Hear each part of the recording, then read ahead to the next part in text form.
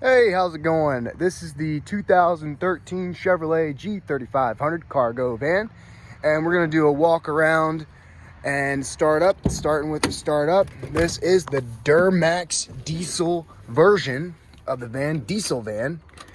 So when you start it up, you want to let it cool the cool thing. There we go. Starts up like a diesel. Well, we're gonna let that run and so you can listen to it purr. Beautiful van, well taken care of. You can see we're gonna check out the back here. Got some storage shelving already, bulkhead, rubber mat. Check it out here. Do a tire tread check, and then undercarriage check, and then keep walking around like this, show you the full thing. Got the LED headlights.